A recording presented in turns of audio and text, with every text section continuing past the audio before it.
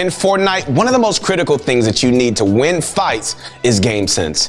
And an essential aspect of game sense is being able to confuse your enemy, right? Because as long as you can keep your opponent guessing, then they're gonna be left clueless. And you're gonna have an easy time really outplaying them.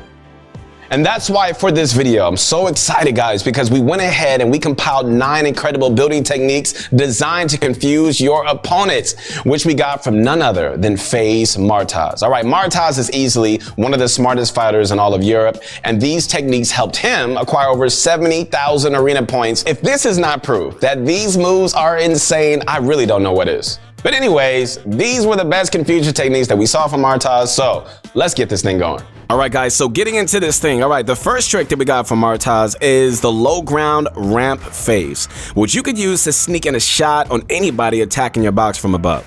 Now, to set this up, you want to position near the middle of your box, just around the point where only your head is sticking through your stairs before you place them. And if you're in the correct spot, your ramp should turn yellow and phase when built, allowing you to shoot and edit through it as if, it weren't even there. What's great about this one is that the stairs are still visually there, so plenty of players won't see you clearly, and if they're attacking from above, they really won't see any sort of retaliation coming. Martaz has used this several times in his montage, and it seems to work really good. And once you get your shot off and you want to stop phasing, all right, you have 2 options. Either walk forward to end up underneath, or jump backwards and you're going to end up on top of your ramp. Also, while we didn't see Martaz do it, you can also do this trick with the cone, which, while more challenging, might confuse your opponent even more. All you have to do is edit your cone into a ramp that goes above you, then you walk forward a bit toward the middle and switch the cone edit to a forward facing ramp, which should phase you just like a typical ramp would. Overall, I gotta say this, both are so amazing, both techniques work really, really good, and it definitely should confuse your opponents pretty hard. All right, this next trick, the cone reversal, is also really confusing, especially useful when taking walls. So with this one, what Martaz would do is take a wall, edit it open, and then immediately cone. Pretty standard stuff. But when he wants to confuse his opponent, he takes it a step forward by editing the 2 closest tiles of that cone. Then, as he runs up toward his opponent, he opens the edit, resets the cone, and then selects the 2 front tiles before confirming, which flips the edit and allows access to the enemy. Why is this one so good, you ask? All right, well, a lot of players will go for a shot once they see you take the wall. So by editing the cone into a ramp, you can potentially block that shot, all while moving closer to the enemy, so you can just land a nastier shot of your own.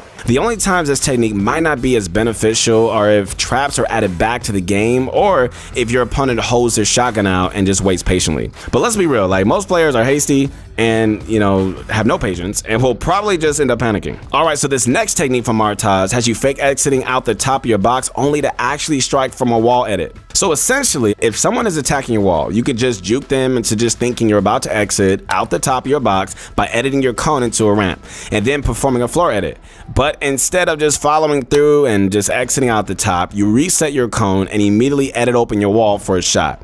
Overall, this one is pretty useful since most players are instantly going to just fixate on you exiting out once they hear both your cone and floor get edited. But if you're not the most mechanically skilled, you might have a little trouble, all right? So as always, make sure to practice to get the technique down. And just like Martaz fakes exiting out the top, all right, he also fakes exiting out the side, which is even more useful for when players are trapped inside your box with you. For this one, Martaz edits a wall either to his side or behind him, and then just rather than exit, he instead splits his ramp. And so by editing a wall to your side or even behind you, you're misdirecting your opponent into thinking, that's where you're gonna go before just editing your ramp and going for the shot. And it's great because if you can get your opponent to position their crosshairs somewhere else, it reduces the chances. They'll be ready to shoot, and it really turns what is usually a 50-50 encounter to something more in your favor. All right, guys, so the most advanced move in this video is probably Martaz's side jump counter. Now, we all know about side jumping by now, but if you don't, check out this video right here. But Martaz has a pretty fabulous counter. Like, what he'll do is, first put up walls around himself for protection from the impending jump shot, but as soon as he knows which direction his opponent is jumping, he edits the middle window, places a ramp, and then reverses the ramp all in one swift motion. So the walls will block the shot, while the ramp prevents your opponent from ramping up themselves. And while it is demanding and you've got to know, how to build and edit fast and perform it effectively, it is still one of the better counters for side jumps in general. And we definitely recommend heading into creative and just running a few drills so that you can just, do it in real games. But for our next technique from Martaz, we've got a tricky way to counter players that try to jump shot you. But the thing is this, it requires using a feature 99% of us never touch, and that's pre-rotating your ramp. So the thing with jump shots is that they're usually pretty predictable. Your opponent hugs the close walls, edits their cone and floor, and goes for the jump shot. If we try to place a standard set of stairs in their box, it won't do anything since they're too close. You don't have to actually see your builds rotate, which means you can rotate your ramp even while looking at other structures. But if we rotate our ramp first by bringing it out and pressing our rotate bind twice, it's now capable of placing over top anyone going for this jump shot, thus blocking the damage. And then all you gotta do is just follow up with a quick ramp edit. You should have your opponent inside their box with no real plan, just like you're shooting a fish in a barrel. Overall, I gotta say this, man, a brilliant play that utilizes a feature no one predicts. But of course, once you're done, remember, you have to reset your stairs into the correct position again. So don't forget that, and you're gonna be golden. But speaking of features like no one uses, Martaz loves to use pre-edited walls whenever you can. Now, pre-edits aren't the most useful thing in the world. All right, I get it. But I kind of believe they're more practical than most of us think. I mean, for one, you're shifting the time it takes to edit your wall from after you place it to before.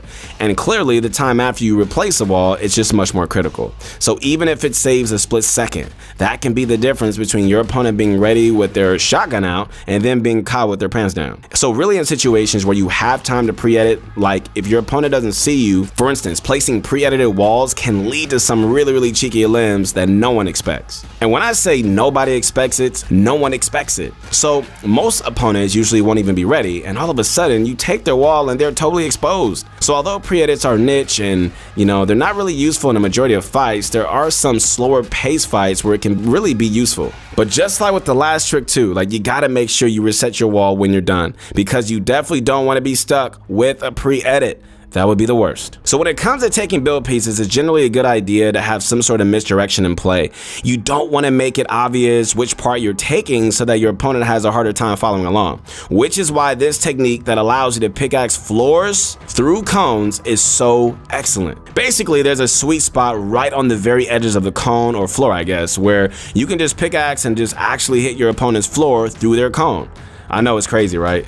So most players would think their cone is the one being hit. After all, it's still up and in their control. But the whole time, you're sneakily taking their floor instead.